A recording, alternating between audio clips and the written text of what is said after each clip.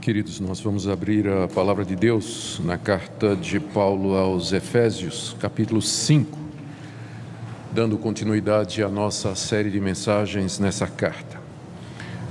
Hoje à noite o tema da nossa exposição são os deveres mútuos do marido e da esposa. Efésios capítulo 5, 22 a 33. As mulheres sejam submissas a seu próprio marido, como ao Senhor. Porque o marido é o cabeça da mulher, como também Cristo é o cabeça da igreja, sendo este mesmo o Salvador do corpo. Como, porém, a igreja está sujeita a Cristo, assim também as mulheres sejam em tudo submissas a seu marido. Maridos, amai vossa mulher, como também Cristo amou a igreja e assim mesmo se entregou por ela, para que a santificasse, tendo-a purificado por meio da lavagem de água pela palavra, para apresentar a si mesmo igreja gloriosa, sem mácula, nem ruga, nem coisa semelhante, porém santa e sem defeito. Assim também os maridos devem amar a sua mulher como ao próprio corpo. Quem ama a esposa, a si mesmo se ama. Porque ninguém jamais odiou a própria carne, antes a alimenta e dela cuida, como também Cristo faz com a igreja, porque somos membros do seu corpo. Eis porque deixará o homem a seu pai e sua mãe, e se unirá à sua mulher, e se tornarão os dois uma só carne. Grande é esse mistério, mas eu me refiro a Cristo e à igreja. Não obstante, vós, cada um de per si, também ame a própria esposa como a si mesmo, e a esposa respeite ao marido. Até aqui, queridos, a leitura da palavra de Deus. Vamos orar mais uma vez, pedindo que Ele nos ilumine na compreensão dessa palavra. Senhor, nós pedimos que Teu Espírito Santo nos conduza na compreensão desse texto. Quero orar pelos casais aqui presentes e pedir, ó Deus, que esta palavra seja usada por Ti para abençoá-los, fortalecê-los, encorajá-los, ajudá-los, instruí-los, corrigi-los, repreendê-los, onde for necessário. Nós queremos pedir também pelos jovens que planejam casar, que gostariam de ter família, que possam meditar na Tua palavra. E nós pedimos, ó Pai, que Teu Espírito nos conduza nesse instante, para nossa edificação e glória do Teu nome, por amor de Jesus. Amém. Na nossa sequência de exposições na carta a Efésios, nós chegamos aqui no capítulo 5, verso 18, onde o apóstolo Paulo instrui a igreja a encher-se do Espírito Santo. E nós vimos na mensagem anterior que ele coloca 4 orientações básicas para que isso aconteça. No verso 18 ele diz: enchei-vos do Espírito, é uma ordem. E no verso 19, 20 e 21, ele diz como essa ordem deve ser cumprida. No verso 19, falando entre vós com salmos. Ainda no verso 19, entoando e louvando de coração o Senhor com hinos e cânticos espirituais. No verso 20, dando sempre graças por tudo a nosso Deus e Pai, em nome de nosso Senhor Jesus Cristo. E no verso 21, sujeitai-vos uns aos outros no temor de Cristo. A nossa tradução da Sociedade Bíblica do Brasil, e eu acho que as outras traduções também, depois do verso 21, colocaram um subtítulo. Na minha Bíblia tem o lar cristão, marido e mulher, separando o verso 21 do verso 22, o que dá a impressão de que Paulo terminou de falar sobre plenitude do Espírito Santo e agora está começando um outro assunto. Então, esses subtítulos, eles são muito úteis. O alvo deles é dizer ao leitor qual é o tema do bloco seguinte. Mas às vezes acontece que eles separam um versículo do outro e a gente perde a sequência do pensamento. Vocês têm que lembrar que o apóstolo Paulo não escreveu esses negritos, né, esses subtítulos. Isso são os tradutores aqui brasileiros que colocaram. Portanto, não é inspirado por Deus, por isso eu posso falar mal, tá certo? Não está no original. Qual o problema desse subtítulo aí entre o 21 e o 22? É que você vem lendo, enchei-vos do Espírito, chega no sujeitando-vos uns aos outros, e você para aí, pensando que no verso 22, Paulo está começando a falar agora de um outro assunto, ou seja, da relação da mulher para com o seu marido e do marido para com a sua mulher. A verdade é que Paulo não está começando um novo assunto, ele está continuando. O verso 21 diz: sujeitando-vos uns aos outros no temor de Cristo. E o verso 22 explica como é que a mulher casada faz isso. Sujeitem-se uns aos outros no temor de Cristo, as mulheres ao seu próprio marido. Então, ele está na sequência, ele ainda está explicando de que maneira nós podemos ser cheios do Espírito Santo. Ou seja, a ordem enchei-vos do Espírito Santo, que exige que nós nos sujeitemos uns aos outros, é cumprida pela esposa quando ela se sujeita ao seu marido. E é cumprido pelo marido quando o marido ama a sua mulher. Portanto, nós estamos na continuação daquela ordem enchei-vos do Espírito Santo, que agora tem efeitos na família, particularmente no casamento. Ou seja, o que vai ser dito aqui, da mulher ser submissa ao marido e do marido amar a esposa, está ligado à questão espiritual. De duas maneiras: ou como resultado, uma pessoa cheia do Espírito Santo, uma mulher casada cheia do Espírito Santo, ela vai se submeter ao seu marido, e um marido cheio do Espírito Santo, ele vai amar a sua esposa. Ou como condição, para que uma mulher casada seja cheia do Espírito Santo, ela tem que em casa aprender a respeitar o seu marido.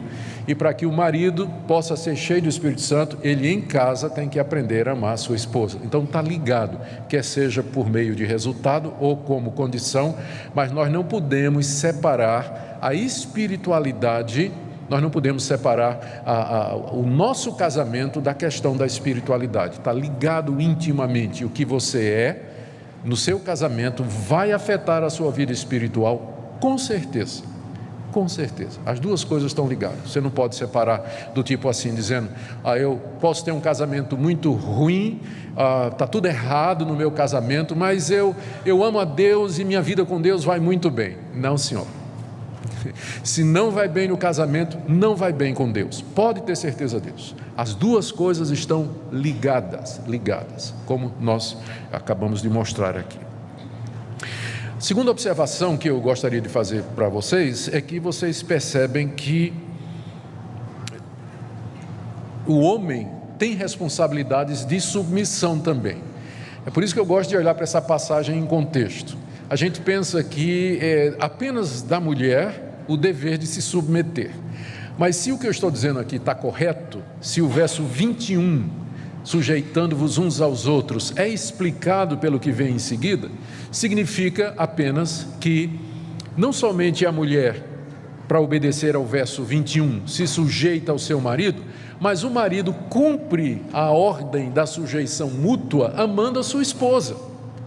Então, nesse sentido, um se submete ao outro no casamento. A mulher se dedica primariamente à submissão e o marido se dedica primariamente a amar a sua esposa. E ao fazer isso, ambos estão cumprindo o que está no verso 21, sujeitavos mutuamente. Isso eu gosto de enfatizar, porque as pessoas, quando leem essa passagem, só vê submissão do lado da mulher, não é? Mas o marido, ele deve sujeitar-se à sua esposa. E como é que ele faz isso? Amando a esposa como Cristo amou a igreja. É o que nós pretendemos ver aqui hoje à noite. A terceira observação que eu gostaria de fazer é que o apóstolo Paulo gastou 3 versículos para explicar o papel de submissão da mulher e 9 para explicar como os homens têm que amar a sua esposa. Daí vocês avaliam o que é mais difícil. Pronto, falei. Vamos entrar então na exposição do texto, começando no verso 22 até o verso 24. O papel da esposa que quer ser cheia do Espírito Santo, o que é que ela tem que fazer? Como é que a esposa se submete ao seu marido? Como é que ela se submete, como é que ela cumpre o que está no verso 21? A resposta é que ela faz isso submetendo ao seu marido. Verso 22, as mulheres sejam submissas a seu próprio marido como ao Senhor. Uma vez uma senhora me perguntou: mas isso é um absurdo, deve ser um problema de tradução. Não tem um problema no grego aí não, pastor? É isso mesmo, submissa? Minha irmã, a palavra significa literalmente colocar-se debaixo da autoridade de alguém. Hipotasso no grego, né? Colocar-se debaixo de alguém, da autoridade de alguém. Traduções válidas: subordinar-se, obedecer, respeitar, acatar. São traduções absolutamente corretas, não é um problema de tradução. O problema que você está encontrando é com o conceito, mas não com a tradução. A tradução está corretíssima. No grego diz exatamente isso. Exatamente isso. A mulher, ela deve submeter-se, até em português está, a gente percebe o sentido, sub, embaixo, meter-se debaixo da autoridade do seu marido, submeter-se. A tradução está absolutamente correta, é isso que ela significa. Então, como é que isso funciona? O apóstolo Paulo dá duas comparações e um limite. A primeira comparação está aí no verso 22. As mulheres sejam submissas ao seu próprio marido como ao Senhor. Então, para ajudar as mulheres a compreender o que é que significa ser submissa, o apóstolo Paulo diz: você deve se submeter ao seu marido como você se submete a Jesus Cristo. E eu acho que ficou pior, né? Ficou pior.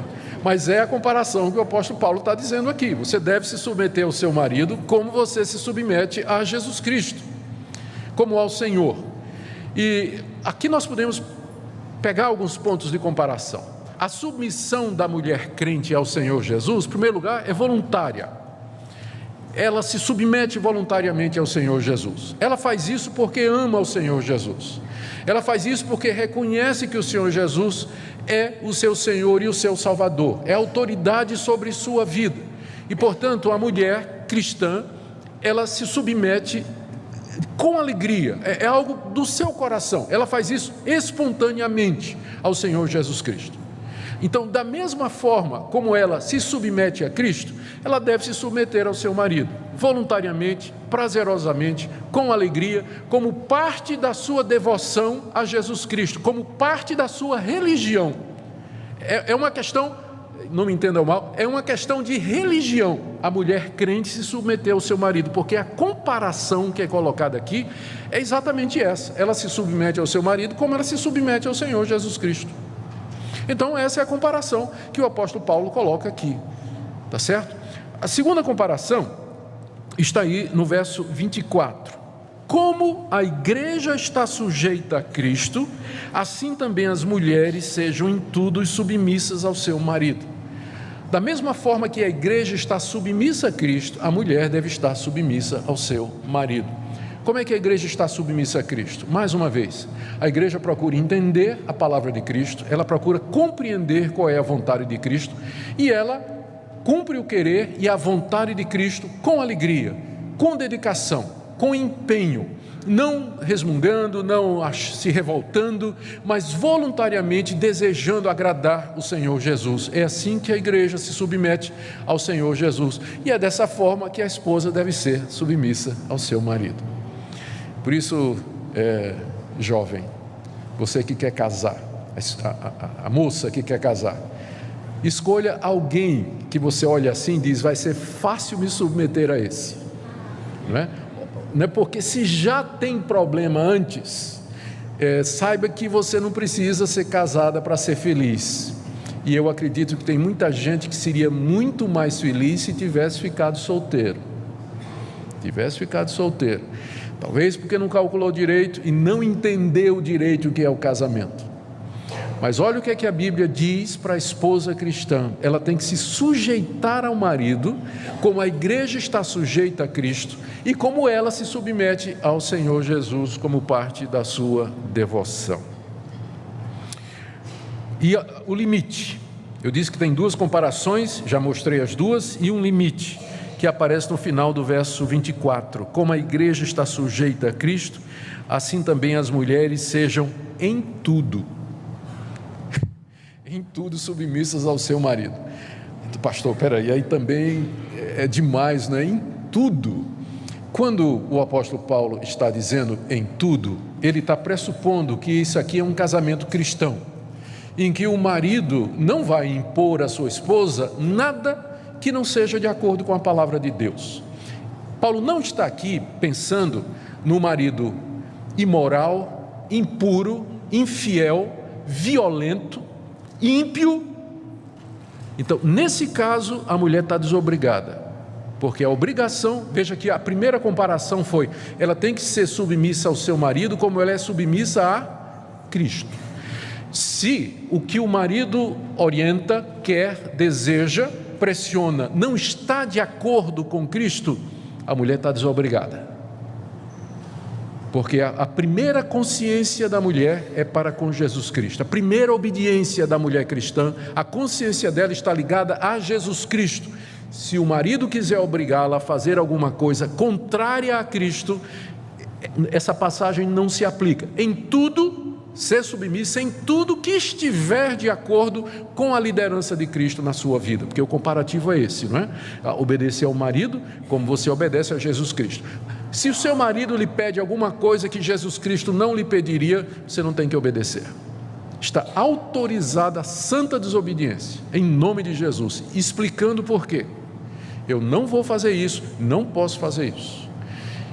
E infelizmente acontece. Recentemente eu recebi um e-mail de um cidadão de uma igreja que dizia o seguinte: pastor, eu fui casado, larguei a minha primeira mulher, tive um filho com ela, e aí agora encontrei outra mulher, mas estou com saudade da primeira. O que é que o senhor acha da poligamia? Um crente pode viver na poligamia? Né? Então eu tenho certeza de que aquele homem ia pressionar a sua esposa a aceitar esse relacionamento bígamo.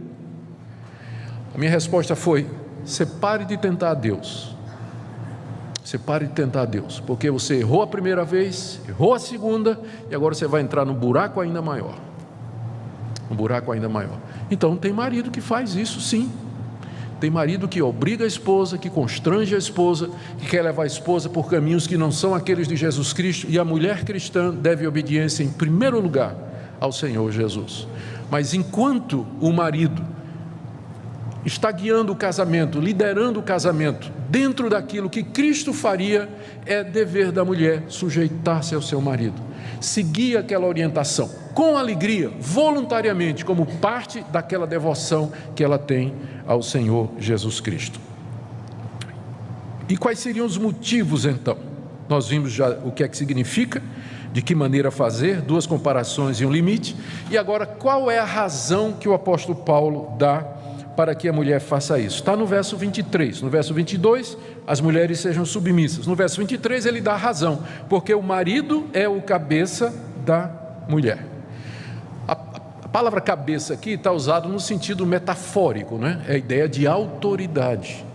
Alguns estudiosos que não querem aceitar que esse é o sentido, eles dizem que a palavra grega para cabeça, na literatura antiga, ela significa às vezes origem, porque quando você olha para o corpo humano, dá a impressão de que o corpo se origina na cabeça, né? Porque a cabeça é o cérebro, é a fonte de liderança. Então Paulo não tem nenhuma conotação de autoridade, está apenas dizendo, se referindo lá ao que está escrito em Gênesis, que a mulher foi tirada do homem, é nesse sentido, a mulher tem origem no homem. Mas se isso é o significado, a passagem não tem sentido nenhum. O que é que significa submeter-se então? Se cabeça aqui não significa autoridade. A razão pela qual a mulher deve se sujeitar ao seu marido é porque o marido é o cabeça da mulher. Isso não significa que o marido é melhor, que o marido é maior e que o marido tem uma posição mais elevada do que a mulher.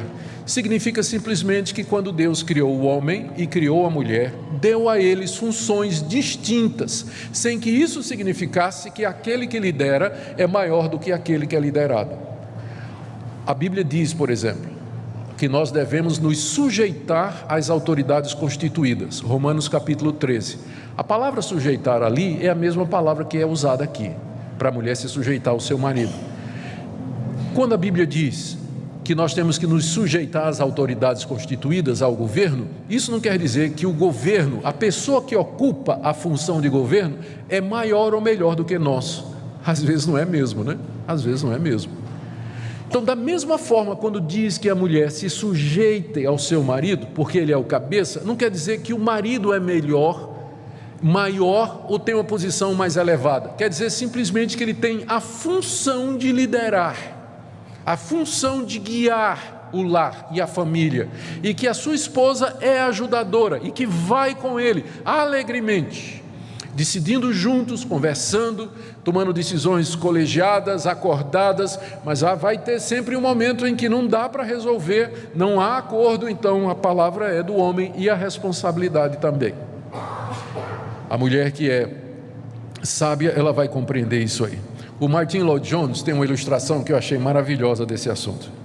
Ele antes dele vir para Londres, na capela de Westminster, ele trabalhava, era pastor de uma igreja no país de Gales, eu esqueço a cidade agora. E um dia ele foi visitar um casal que tinha chegado na igreja. Ele e a esposa foram lá visitar o casal, na casa deles. E aí, logo que o pastor Lloyd-Jones chegou lá na casa, ele já viu a diferença entre os dois. Ela, esperta, alegre, com iniciativa, dinâmica, inteligente, e ele morto nas calças, parado, calado, passivo, né? Assim. E o Lloyd-Jones percebeu que ela fazia as coisas e conversava, não é, meu bem? E falando de tal forma que parecia sempre que a última palavra e a decisão era do marido. E o Lloyd-Jones ficou impressionado com isso. Na saída, na hora que estava se despedindo, foi embora, ele conseguiu chamar a esposa e disse: olha, eu estou impressionado aqui com o casamento de vocês. Está tudo bem? Está tudo bem, pastor, graças a Deus, está ótimo. Ele disse: só uma pergunta, você não se incomoda se eu perguntar? Não, pastor, pode perguntar. Ele disse: quem é que manda aqui na casa mesmo? Aí ela disse: pastor, é meu marido. Aí o pastor perguntou: e quem é que decidiu isso? Ela disse: eu.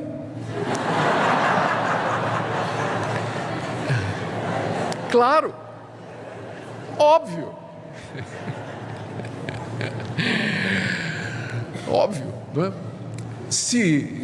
Querida irmã, se você não deixar, o seu marido não vai assumir a liderança, pode ter certeza disso, não é? Mas para que ele possa ser o cabeça do lar e da família, é preciso que você entenda que esse é o papel que Deus deu para ele e que seu papel, de fato, é colaborar com isso, ser auxiliador e idônea. A razão pela qual a esposa deve ser submissa ao marido é porque o marido é o cabeça da mulher, pela criação de Deus e pela comparação que é feita no verso 23 entre Cristo e a igreja. Olha aí, o marido é o cabeça da mulher, isso aqui é um reflexo da criação, foi assim que Deus nos fez, como também Cristo é o cabeça da igreja, sendo este mesmo o Salvador do corpo. Mais uma vez o apóstolo Paulo faz uma comparação entre o papel da mulher com aquele papel ou com a relação Cristo e a igreja. O Senhor Jesus é o cabeça da igreja, Ele é o salvador da igreja, é o provedor da igreja, é aquele que guia a igreja, abençoa a igreja, sendo o seu mestre e o seu Senhor. Da mesma forma que Cristo é o cabeça da igreja, assim também o homem é o cabeça da mulher no que diz respeito ao casamento. Então, aí no verso 24, Paulo conclui dizendo: como, portanto, a igreja está sujeita a Cristo, assim também as mulheres sejam em tudo submissas ao seu marido. As mulheres precisam de oração, elas precisam de sabedoria e de discernimento. Não são poucos os problemas causados no casamento, porque a mulher não entende o seu papel. Longe está aqui da palavra de Deus dizer que isso significa escravidão, opressão, sujeição da esposa. Não se trata de nada disso, é apenas uma questão de definição dos papéis. O homem não é mais do que a mulher, ambos foram criados à imagem e semelhança de Deus, mas Deus nos criou com funções distintas. E se você não está pronta, minha irmã, a reconhecer isso, é melhor não casar. Melhor não casar, mas você deve entender isso, essa é a função que Deus determinou.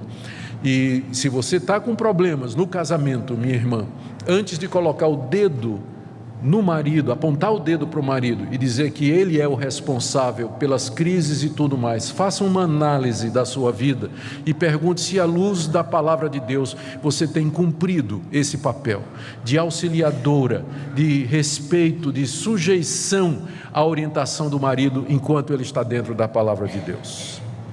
Agora vamos para a segunda parte, 9 versículos, do verso 25 ao verso 33, na verdade 32, em que o apóstolo Paulo agora orienta os maridos, como eles devem cumprir o que está no verso 21, sujeitai-vos uns aos outros. A resposta de Paulo para essa pergunta, como é que o homem cristão casado obedece o verso 21, é que ele deve fazer isso amando a esposa. Maridos, amai vossa mulher. Amai vossa mulher. A primeira questão que se levanta aqui é por que a ordem para amar é dada para o homem e não para a mulher. E a resposta é que isso está implícito. Não há um mandamento aqui direto para que a esposa ame o marido, porque está implícito de que ela faz isso, porque de que outra maneira ela se sujeitaria ao seu marido, a não ser por amor a Cristo e ao marido. Então está pressuposto, mas por outro lado parece que Paulo reconhece uma diferença no coração, a ponto de que é preciso que ele explicite para o marido que é necessário que ele ame a sua esposa. E se é uma ordem, significa que amor pela esposa não é um sentimento, mas é uma atitude, porque se for um sentimento, e uma vez que o sentimento é uma coisa que independe daquilo que você quer ou não, né? Às vezes a gente gosta das coisas porque gosta das coisas, não tem razão para isso, e você não pode evitar de repente que você vê uma coisa bonita, uma coisa agradável, e você goste daquilo e se apaixone por aquilo ou não goste. Então os sentimentos são meio que independentes. Então, se amar a esposa é um sentimento, não pode haver uma ordem, amai vossa esposa. Só se o amor aqui for uma atitude, for uma decisão que o homem toma, aí sim, aí está correto o apóstolo Paulo chegar e dizer: marido, você tem que amar a sua mulher. É claro que companheirismo, diálogo, amizade, carinho, relacionamento físico, tudo isso faz parte do amor, mas a essência do amor, que nós vamos ver descrito aqui, é uma atitude. É uma atitude. É errado aquele conceito que diz que é o amor que faz o casamento. O correto é dizer que é o casamento que faz o amor. Você ama porque você está casado com ela, é sua mulher, e você prometeu diante de Deus e diante do povo que você a amaria na dor, na doença, na necessidade, você estaria com ela e cuidaria dela. Então é esse o tipo de amor que a Bíblia contempla aqui. Não dá para confundir com paixão, né? Não dá para confundir com paixão. A paixão é você olhar para ele e achar que ele é tão engraçado como Tiririca e tão inteligente como o Eduardo Cunha. Mas amor é você ver que ele é tão inteligente como Tiririca e tão bonito como Eduardo Cunha, e mesmo assim você diz: eu vou ficar com ele de qualquer jeito. Isso é amor.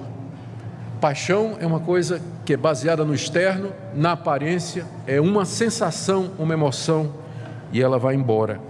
Mas o que faz, o amor que é determinado aqui, ele tem origem no fato de que você é casado. Você não vai encontrar, por exemplo, nenhuma passagem dizendo assim: namorados, amai vossa namorada. Não tem, não é? Noivos, amai vossas noivas. Também não tem.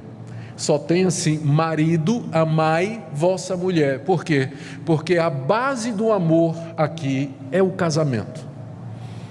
É a promessa que você fez. Por isso, é difícil quando um homem chega assim e diz: eu vou largar minha mulher porque meu amor acabou. Não, o que acabou foi paixão. Mas amor, pelo jeito, nunca teve. Então está na hora de começar, porque amor é uma coisa que se aprende. Você pode aprender a amar a sua esposa. Senão, não teria uma ordem na Bíblia para isso. Ame a sua mulher. Você vai ter que aprender a amar a sua mulher. Porque o amor, como nós dissemos aqui, não é uma emoção. Começa pela referência que é dada aqui, no verso 25. Maridos, amai vossa mulher, como também Cristo amou a igreja e a si mesmo se entregou por ela. Paulo dá duas referências do amor aqui. A primeira é essa: nós devemos amar a nossa mulher como Cristo amou a igreja e a si mesmo se entregou por ela. O amor de Cristo pela igreja é um amor que se traduziu em ação. Ele saiu da glória, ele desceu dos céus, tomou a forma humana, se tornou como um de nós, se humilhou e se deu na cruz pela sua igreja. Ali na cruz do Calvário, ele pagou o preço da sua noiva, da sua esposa, que é a igreja, sangrou por ela, renunciou à sua própria vida para que pudesse resgatá-la, como está dizendo aqui no verso 26, que ele fez isso para que a santificasse, tendo-a purificado por meio da lavagem de água pela palavra. É uma referência à purificação que Cristo fez da sua igreja com seu sangue na cruz. E no verso 27, para apresentar a si mesmo igreja gloriosa, sem mácula, nem ruga, nem coisa semelhante, porém santa e sem defeito. O amor de Cristo pela sua igreja consistiu no fato de que ele se sacrificou pela igreja, se deu pela igreja, porque ele queria no final trazer a igreja para si, apresentar a si mesmo a sua noiva, purificada, perfeita, sem mancha, sem ruga. Esse é o amor de Cristo. Eu sei que não é o momento aqui, mas apenas para os interessados, essa é uma das passagens que a gente usa para dizer que Cristo morreu na cruz, não pelo mundo, mas pelo seu povo. Na cruz ele estava se dando pela igreja, sangrando pela igreja, purificando a igreja, morrendo por ela, renunciando por ela, a sua própria vida. Foi por isso que ele morreu, por aqueles que são seus. Nenhuma gota do sangue de Cristo foi derramado em vão. Que ali na cruz ele sangrou por nós, pelo seu povo, pela sua igreja. Por quê? Porque queria santificá-la, purificá-la e apresentá-la a si mesmo na glória, no dia do juízo, quando ele vier e então vai se encontrar com sua igreja. Aí veja o verso 28. Assim também os maridos devem amar a sua mulher. Está entendendo por que eu disse que isso aqui não é um sentimento? É uma atitude de renúncia. Amar a mulher é você renunciar a você mesmo por amor a ela. É você perguntar: o que é que eu posso fazer para fazer minha mulher feliz? Para que a minha mulher cresça na palavra de Deus, para que eu santifique a minha esposa, para que ela cresça na graça e no conhecimento de Deus. O que é que eu posso fazer? Se eu tiver que dar a minha vida pela minha esposa, eu vou fazer isso, porque eu tenho que amá-la como Cristo amou a igreja. É isso que é amor. É uma decisão que o marido toma, e na prática isso vai significar que você vai pensar na esposa, em primeiro lugar, em vez de você pensar nisso, tipo assim, no dia a dia você quer a esposa como se fosse uma empregada doméstica, que ela faça tudo para você. Você quer ser servido, e a sua esposa está lá fazendo, né? A maior prova no Brasil do marido amar a esposa é: vai lavar prato, lave roupa também. Não, mas tem gente que deixa, não é? Está lá e a esposa vive para servi-lo, para atender às necessidades dele. Ué, eu lavo prato, viu, gente? Eu estou dizendo isso porque eu tenho um colega de seminário, eu até dizia a minha esposa antes, eu tenho um colega de seminário, estudou comigo, se formou comigo, ele não ia bem no casamento, não ia mesmo, e um dia ele estava fazendo um estudo bíblico na escola dominical e falando do amor do marido, que o marido tinha que fazer isso. A mulher se levantou e disse: ele não faz nada disso em casa.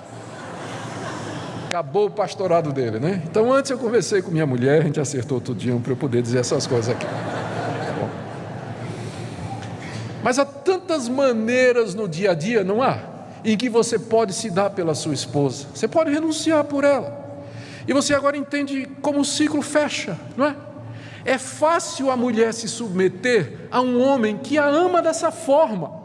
Ela vai fazer com alegria, se submeter alegremente. E é fácil para um homem amar uma esposa que se submete a ele. Se os dois cumprem o seu papel, o casamento anda redondinho. Claro, sempre tem problemas, não é? Sempre tem dificuldades. Afinal, são dois pecadores vivendo debaixo do mesmo teto. Tem que dar problema de vez em quando. Mas se nós concentrarmos no papel que nos é dado pela palavra de Deus, a esposa na submissão e o marido no amor, as chances dos problemas serem resolvidos é muito maior do que cada um buscar o seu interesse. Em vez de você dizer: eu tenho o direito de ser feliz, eu estou buscando a minha própria felicidade, inverta a questão e diga: o que é que eu posso fazer para fazer o meu cônjuge feliz? O meu alvo no casamento não é a minha felicidade, mas a felicidade dela e a felicidade dele. Na hora que você faz isso, aí você vai ver como a situação muda. A situação, na verdade, inverte. E a segunda referência que o apóstolo Paulo dá aqui, que pode até parecer estranha, a primeira referência foi: marido ame a mulher como Cristo amou a igreja. A segunda referência está no verso 28. O marido deve amar a mulher como ama ao próprio corpo. Ele deve amar a mulher como ele ama ao próprio corpo. Aqui, do verso 28 até o 32, Paulo tem em mente o relato de Gênesis capítulo 2, verso 24. Deus fez o homem, dele fez a mulher e disse: o homem vai deixar pai e mãe, vai se unir à sua mulher e os dois serão uma só carne. No casamento há a constituição de uma biunidade. Marido e mulher formam uma só carne. Portanto, a carne da esposa é a minha e você, mulher, a carne do marido é a sua. É um só corpo, como se fosse um corpo, duas pessoas vivendo no mesmo corpo, uma biunidade. Essa ideia que está por detrás aqui, e que Paulo inclusive usa como ilustração da relação de Cristo e da igreja. Tanto é que no verso 32 ele diz: grande é esse mistério, que o homem e a mulher são uma só carne. Mas ele diz: eu me refiro a Cristo e sua igreja. Da mesma forma que Cristo e a igreja estão unidos, o homem e a mulher estão unidos. Por isso que Deus aborrece o divórcio, não é? Ele aborrece o divórcio, e só pela dureza do nosso coração, em caso de adultério e de abandono obstinado por parte do descrente, é que ele permite essa situação. Mas a visão do casamento, a visão bíblica do casamento é essa aqui: os dois são uma só carne. E o argumento de Paulo agora gira em torno disso. Ele diz para o marido assim: se você ama a sua mulher, você está amando a si mesmo, porque serão os dois uma só carne. E da mesma forma que você cuida do seu corpo, verso 29, ninguém jamais odiou a própria carne, antes a alimenta e dela cuida. Da mesma forma que você cuida do seu corpo, você tem que cuidar da sua mulher, porque cuidar da sua mulher é cuidar de você, é cuidar do seu próprio corpo, porque são uma só carne. O que você faz com ela, você está fazendo com você. Então dá duas referências para o amor. Você tem que amar a sua mulher como Cristo amou a igreja e como você ama você mesmo. Agora é evidente que um marido que, primeiro, não ama a si mesmo, né? Não tem o menor respeito por si, e segundo, não ama Jesus Cristo, ele não vai ter referencial para amar a mulher. Então, minha jovem, pense bem antes de casar. Com quem você vai casar? Né? Quem você está escolhendo para ser aquele que tem missão de lhe amar como Cristo amou a igreja? E Paulo termina no verso 33, resumindo: não obstante, ou seja, apesar de ser um mistério, ele no verso 32, grande é esse mistério, não obstante, ou seja, apesar de ser um mistério, vós, cada um de per si, também ame a própria esposa como a si mesmo, e a esposa respeite ao seu marido. Aqui ele resume. A partir do capítulo 6, ele fala agora da família, pais e filhos, que nós veremos na próxima vez que estivermos juntos. Mas eu quero concluir com algumas aplicações. Queridos, estes aqui são os pilares que a palavra de Deus nos dá, sobre os quais se constrói um casamento e uma família feliz e estável. Esses diferentes deveres que eu mencionei aqui, eles não significam, como eu disse, inferioridade de um e superioridade de outro, mas simplesmente duas funções diferentes para dois iguais: respeito, consideração, diálogo, oração juntos, servir a Deus juntos. Tudo isso é importante para que estas coisas funcionem. Eu estou absolutamente convencido que grande parte dos problemas que existem no casamento é porque um dos dois não está cumprindo o seu papel, ou às vezes os dois não estão cumprindo o seu papel. O marido não está amando a mulher como deve amar, como Cristo amou a igreja, como ele ama o seu próprio corpo, e muito menos a mulher está se sujeitando a Cristo Jesus. Então eu termino aqui com uma palavra de encorajamento. Em primeiro lugar, os jovens que querem casar. Eu sempre fico tão grato a Deus quando daqui de cima, olhando para vocês, e eu vejo tantos jovens. A nossa igreja é uma igreja jovem. Tem muita gente jovem na igreja chegando, fico feliz por isso. E eu sei que uma das questões nessa idade, mais ou menos, é com quem eu vou casar. E os jovens gostariam de casar, a maioria deles gostaria de casar. Às vezes as pessoas querem casar porque casar faz parte da cultura, é isso que jovem faz. Ele namora, noiva, termina a faculdade, arruma um emprego e casa. Mas eu quero que você olhe para o casamento de uma outra perspectiva. Eu quero que você olhe não como um costume, mas como uma instituição divina, colocada por Deus. E que você olhe esses papéis que estão aqui. E você veja o que é exigido para que o casamento funcione.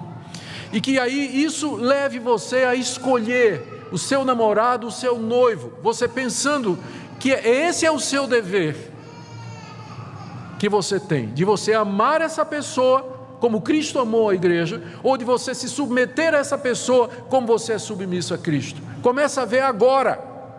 Não fique assim pensando, depois que casar melhora. Não melhora. Não melhora. Porque às vezes a pessoa fica nessa ilusão, não, a gente é tal, é namorado, é noivo, não está dando muito certo, mas depois que casar melhora. Não melhora. Piora. Por quê? Porque aí vocês vão viver juntos e aí vai aparecer mais defeito ainda. Não é? Vai aparecer mais defeito ainda. Você vai descobrir que ele ronca. Vai descobrir que ele ronca, né? Mais uma coisa para você. Não? Então, eu queria que você pensasse sobre isso, tá certo?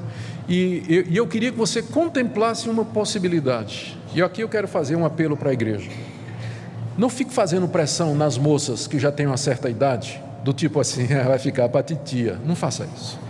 Não faça isso. Não faça isso. Porque é por pressão em casa e às vezes na igreja que a moça casa com o primeiro que aparece. Porque ela não aguenta mais o bullying. Às vezes na própria igreja. Às vezes na própria igreja. Não faça isso. Não faça isso. Porque existe o dom do celibato. A Bíblia fala com muita clareza. Há jovens que vão ser felizes solteiros e puros, é claro, e que vão ser muito realizados na sua solteirice. O casamento não é uma condição para você ser feliz. A sua felicidade está em outras coisas. Não fique pensando assim, se eu não casar, se eu não arrumar um marido, se eu não arrumar uma esposa, eu vou ser solitário, eu vou ser infeliz. Claro que a solidão é uma coisa com a qual você vai ter que aprender a lidar. Mas eu prefiro a solidão, sendo essa a vontade de Deus, do que você entrar num casamento, sem você estar preparado para isso e ter a capacidade para isso, e vai dar nos problemas que a gente conhece. A segunda palavra é para quem já teve um casamento destruído. Eu não queria colocar culpa nessa noite em você, mas se você já teve um casamento que foi destruído, um casamento que se acabou, um casamento infeliz, você tem que lembrar da misericórdia de Deus e o perdão de Deus.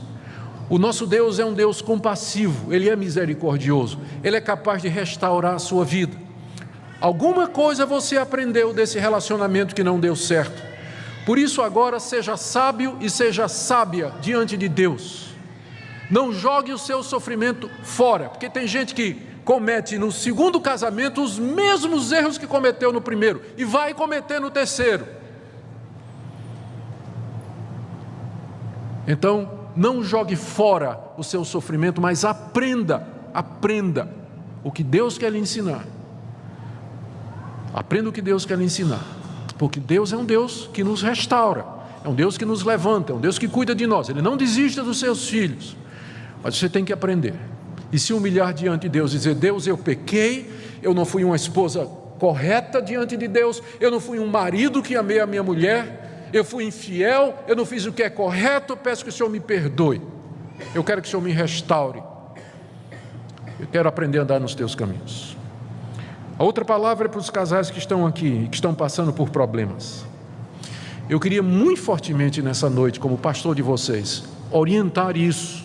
Chega em casa e conversa à luz da palavra de Deus, uma autocrítica. Eu estou sendo a esposa que a Bíblia diz que eu tenho que ser, estou sendo o marido que a Bíblia diz que eu tenho que ser, e se perdoem. Tem 3 frases que vão salvar o seu casamento: eu errei, por favor me perdoe, e com a graça de Deus nunca mais vou fazer isso. Talvez seja a hora de vocês dizerem essas 3 frases um para o outro, conversando olho no olho, com sinceridade. E por último, oremos pela família e pelo casamento. Essa é uma instituição que vem sofrendo ataques de todos os lados e nós sabemos disso. Ataques que vêm da mídia, que vêm da nossa cultura, do relativismo da nossa época e tantos outros inimigos da família como estabelecida por Deus. Queremos ser cheios do Espírito Santo. Vamos começar em casa. Vamos começar com o casamento, com o seu relacionamento, com o seu marido e com a sua esposa.